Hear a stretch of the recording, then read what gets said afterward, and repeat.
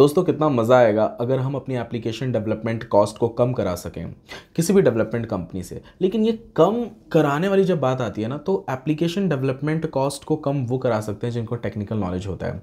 आज इस वीडियो में मैं एपीआई के बारे में बात करने वाला हूँ, कैसे एपीआई एप्लीकेशन डेवलपमेंट प्रोसेस को ईजी बना रही है और आपके डेवलपमेंट कॉस्ट को कम भी कर रही है। ये आज इस वीडियो में मैं बात करने वाला हूँ। सबसे पहले आपको ये समझना पड़ेगा कि एपीआई क्या होता है।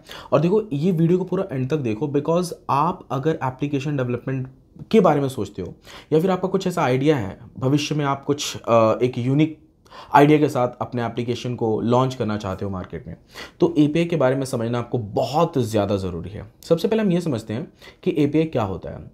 Application programming interface.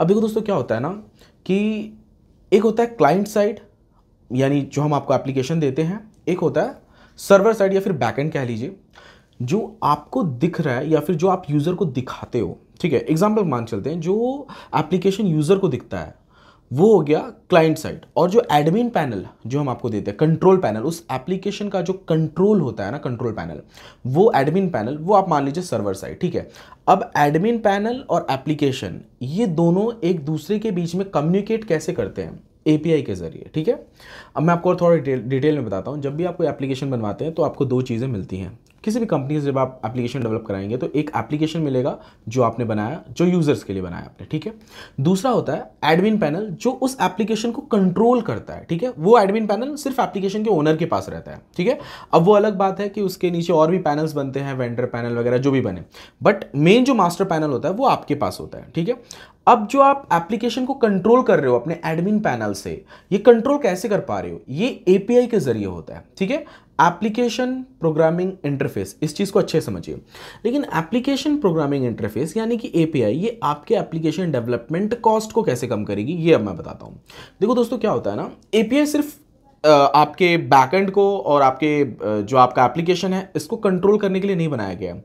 आप अपने एप्लीकेशन में थर्ड एपीआई भी, मतलब थर्ड पार्टी एपीआई भी यूज कर सकते हो। एग्जांपल के तौर पे, अगर आपको अपने एप्लीकेशन डेवलपमेंट में यूट्यूब पे जो आप वीडियो डालते हो वो दिखाना है, तो उसके लिए अगर आप ऐसा करोगे कि आप YouTube पे भी वीडियो डाल रहे हो और उस वीडियो को अलग से अगर आपको अपलोड करना पड़ रहा है अपने एप्लीकेशन में, तो यहाँ पे क्या हो रहा है कि एक तो सर्वर खर्चा आपका बढ़ेगा यहाँ पे, दूसरा डबल मेहनत लग रही है। लेकिन इस चीज़ को आसान कर देता है एपीआई। YouTube के एपीआई को, YouTube का वीडियो एपीआई है जो कि ओपन सोर्स है। आप अपने एप्लीकेशन में अगर आप उसे इंप्लीमेंट कर देते हो तो जो वीडियो आपने डाला अपने चैनल पे वो आपको अपने एप्लीकेशन में लोगों को आप दिखा पाओगे। ठीक है, अब यही चीज़ होती है वेबसाइट से फिर और मतलब ये मैंने छोटा सा एग्जांपल दिया। अभी मान के चलिए आपने कोई ऐसा एप्लीकेशन बनाया जहां पे आप लाइव मतलब वीडियो कॉल पे बात कर रहे हो या फिर लाइव कॉलिंग कर रहे हो, या फिर आपने एक ऐसा एप्लीकेशन बनाया जहां पे आप लोगों की हेल्प कर रहे हो कॉलिंग के थ्रू। ठीक है, तो वहां पे अगर आप कॉलिंग का पूरा फंक्शनैलिटी इंप्लीमेंट करोगे तो वो ज़्यादा समय लगेगा, ज़्यादा कॉस्ट लगेगा, बिकॉज ज़्यादा टाइम लगेगा तो डेवलपर्स को आपको ज़्यादा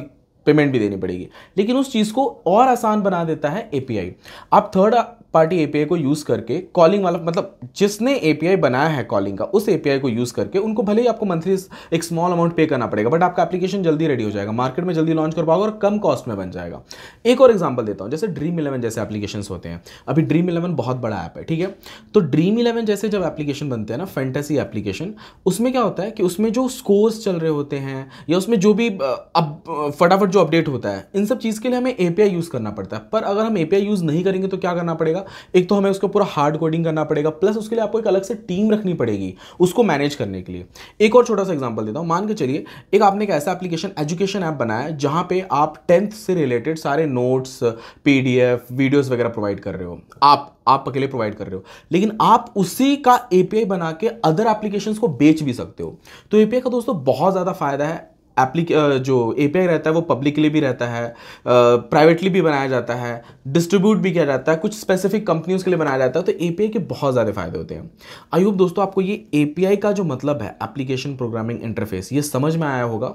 और इससे कॉस्ट कैसे कम किया जा सकता है ये भी मैंने आपको बताया कि आप अगर अपने एप्लीकेशन में थर्ड पार्टी एपीआई यूज़ करते हो तो उससे क्या होगा, एक तो एप्लीकेशन डेवलपमेंट का कॉस्ट भी कम आएगा, थर्ड पार्टी का जो आप एपीआई यूज़ कर रहे हो उसका भले ही आपको मंथली चार्ज कुछ पे करना पड़ता है, अराउंड 4000 5000 जो भी पे करना पड़े, बट कम खर्चे में आपका एप्लीकेशन जल्दी रेडी हो जाता है। प्लस अगर आपका एप्लीकेशन मार्केट में नहीं भी चल रहा है तो आपने उस एप्लीकेशन को बनाने में ज़्यादा खर्चा किया नहीं, इसलिए आप एपीआई का जो अमाउंट पे कर रहे होते हो मंथली वो आप कैंसिल भी कर सकते हो। तो इसके ये इतने सारे फायदे रहते हैं।